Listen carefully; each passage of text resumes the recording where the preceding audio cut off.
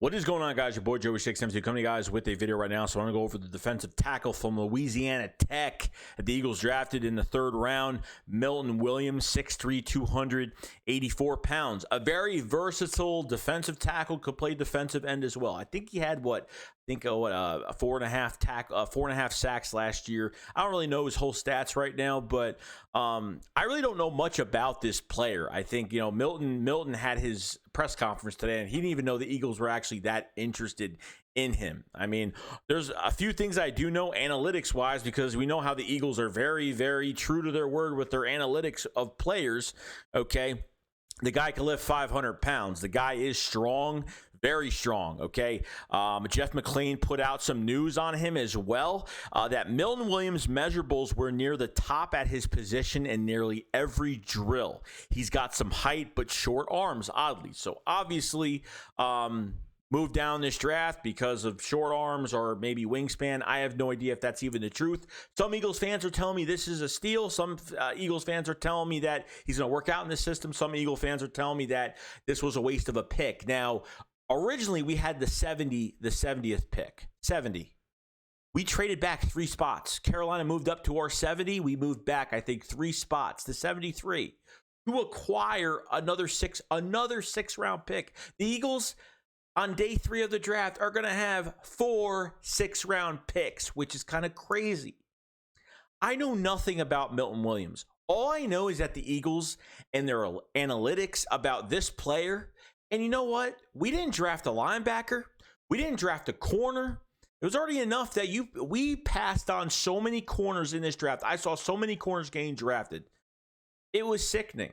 It was. And I don't think this was the right pick. I don't mind the pick. I don't mind him as a player. I just don't think it was really something we needed right now. Okay, in the third round, you should have went after a cornerback. We have no corners right now, because if you think you're going in day 3, you think you're going into day 3 to draft a cornerback, one of those 4 6-round picks or whatever they're doing there. I have no idea, because I said that corners at least go to the middle of the 4th round, which was fair because corners went deep this year. The Eagles did their due diligence. They did a great job in the first round. They took a real huge risk drafting an injury-prone center. And then they go into the 3rd round and get a defensive tackle. You have Javon Hargrave, Fletcher Cox, okay, Hassan Ridgeway, okay. I forgot the 2 other guys we have. We have the guy from the Bills that we traded, and obviously the guy from Michigan State, okay. Their names are not coming to me now because I've been all over the place all day today. We've streamed for 5.5 hours today, so it's been a long day, and not the best day for the draft either. But look, I understand why they drafted him. Obviously, it's assurance, because we got to see Fletcher Cox play better. I'm sorry, you get rid of Fletcher Cox next year, you're saving $12 million in cap space.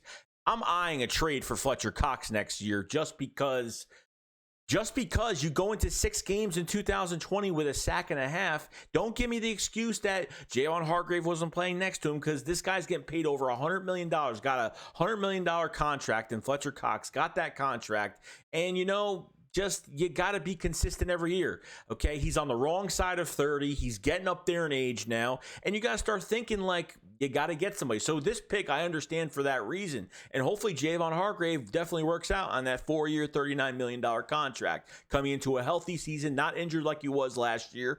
And, I'm seeing Aaron Donald just plow people every single week, but Fletcher Cox is disappearing for 6 games with a sack and a half. It's not good enough. And Javon Hargrave hopefully gets into the system a lot more. Went from a 3-4 from the Steelers, 4-3 to the Eagles, and hopefully could play better. So we need, and this is obviously a guy with a lot of ceiling, and and hopefully they could do something with him. But I've never really heard of him. He even said at his press conference that they had no idea that the Eagles were even that interested. I think they talked maybe once, but didn't, more teams were interested than him, than the Eagles, or showed more interest than the Eagles. But when I hear all the news about his cone drill, and I hear about he could lift 500 pounds, and he was the highest rated on all of his cone drills and his 40 time, and I'm just hearing analytics. I'm hearing more what he did in his testing than what he did on the field. And that's a big problem to me. I think that's just, the Eagles are big on analytics, which I don't think you should draft that way. I'm not saying this guy's not going to be good. I'm hoping he is. I'm hoping he does something, because if you draft a defensive tackle in the 3rd round, you're hoping that your depth is going to be really good. I mean, but we have no cornerback right now, I think. But obviously we have another day of the draft, but these corners only run for so long until the well gets dry. And I think that's where you got to think and be logical.